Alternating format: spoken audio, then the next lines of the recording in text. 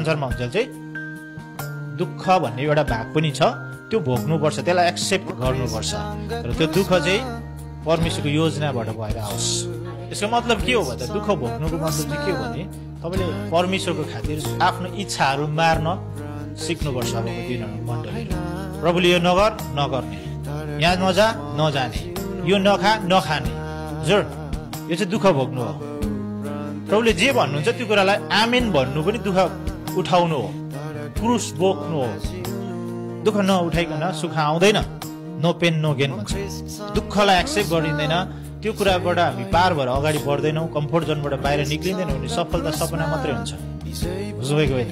त्यसो हुँदा चाहिँ हामी अगाडि बढ्नलाई हो भने, जीवनमा कुछ गर्ने हो भने, स्वर्गीयको कुराहरूमा जिउने हो भने चाहिँ हामी जाँगरिलो बन्नु, दुःख उठाउनु जरुरी छ। आमेन। दुःख आयो भने खुसी हुने, अब मेरो लाइफमा कुछ बडा हुन्छ। तर नियति ठिक हुनु पर्यो। गलत कुरामा दुःख छ भने त्यसलाई छोडेर एउटा बाहिर निक्लेर दुःख उठाउनुपर्छ। आमेन। ख्रिस्टमा गरिएको परिश्रम दुःख व्यर्थ हुँदैन, त्यसले उत्तम जीवनलाई फल लिएर आउँछ। आमेन।